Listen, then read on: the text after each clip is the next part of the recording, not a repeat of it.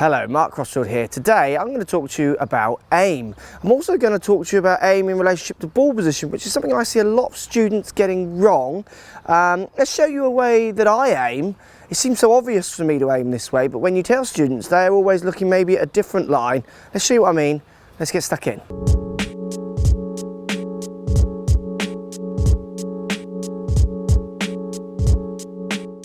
Right guys, so let's talk aim.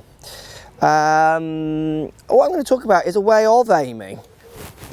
So a way that you might not think about that will help you aim yourself up. A very common thing I get asked is people say, oh, I don't think I'm aiming at the target, or I don't think I aim very well. I swing okay, but my aim struggles, things like this. Now, it's something I do see, but I see it more as a bit of a misconception as well, rather than a fact that they do aim bad or what have you. Let me show you what I mean. When I'm aiming, the most important line that I'm seeing is where my face is pointing. So that's the line I'm referencing. So let's say I want to hit a dead straight shot, I'll point my face what I think's at the target, and if I wanted to hit a fade, I want to start the ball left, I'm going to point my face left of target. And if I want to aim for a draw, I'm going to point my face slightly right of target.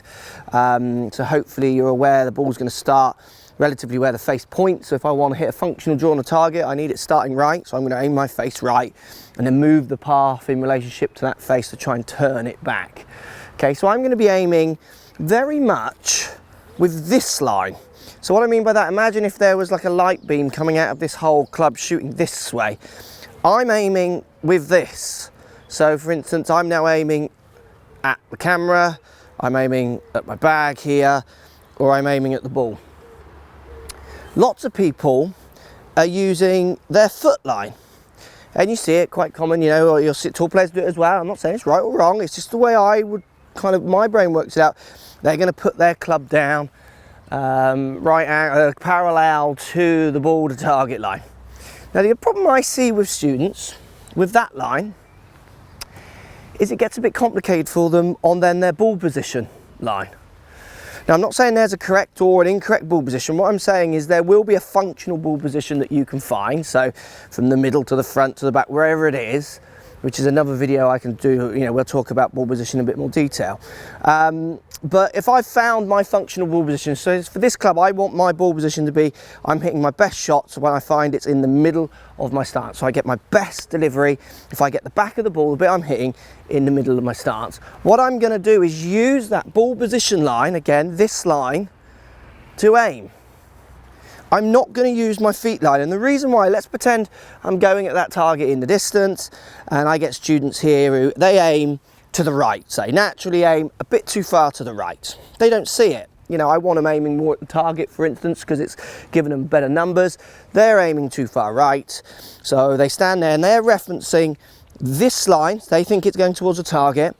Then in their mind, they're drawing a right angle off this line, which puts the ball in their functional ball position place, which for them, let's say it's the middle as well. And I say to them, oh look, you're aiming too far right.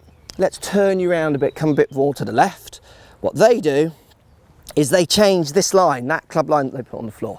That then moves the ball position too far back in the stance. It can be subtle, it can be massive. So now they're hitting the ball maybe too early on their arc as they come down and hit the ball.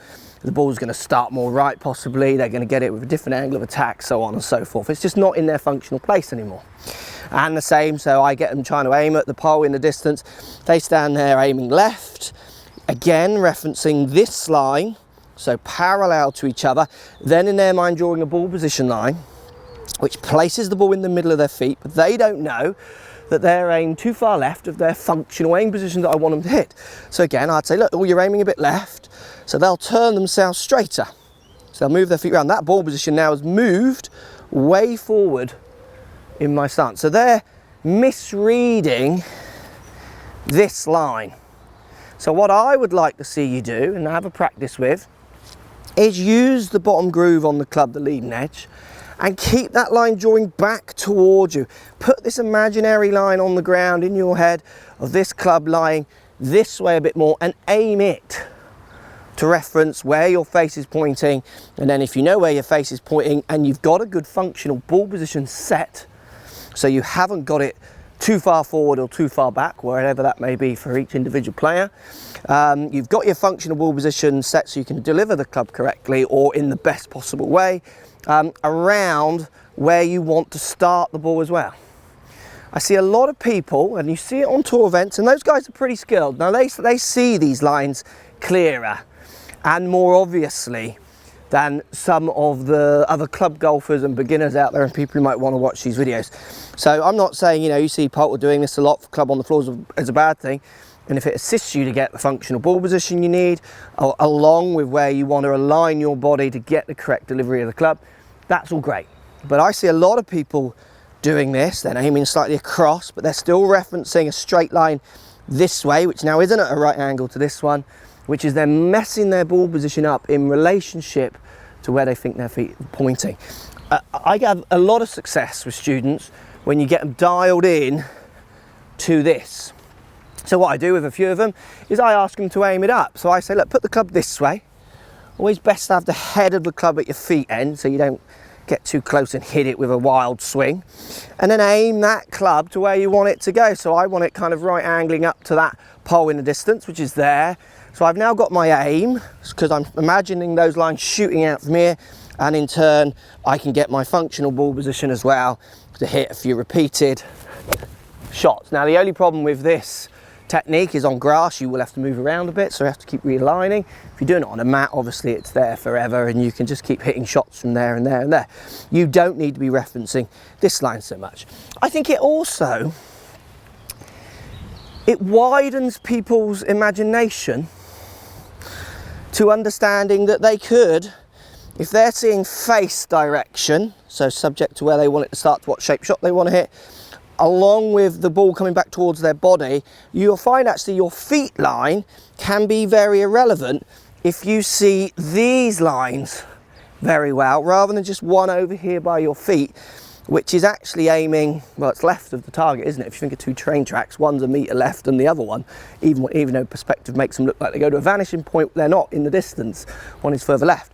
So when you get people and empowering them to see the face pointing out as a whole, drawing a line back towards their body, they actually are much more successful, I find, at being able to aim. So when I give them this, the task of, right, okay, we've aimed at our target where maybe our lines go, let's just aim across the lines, let's go over here. Again, using this line to aim. So aiming at my bag, aiming at the camera, aiming at the range behind me, those kind of things, aiming up at the sun. Hello sun, nice to have you out at last.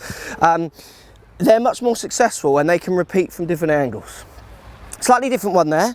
I'm not saying do it my way, just give it a go and see if it helps you. If you're someone who struggles to aim, lots of people always say, they hit the ball well, but they feel like they struggle to aim. That's a great way I found with students who do have a tendency to want to stand in a particular way, to actually try and move that, to move their understanding of where to position their body for better shots. Hope that helps. Post comments down below, let me know what you think. Always, thanks for watching. Yeah, I'll be interested. Post comments, does that make sense or not? Is it something you'll try? Let me know. Speak to you soon. Thanks for watching.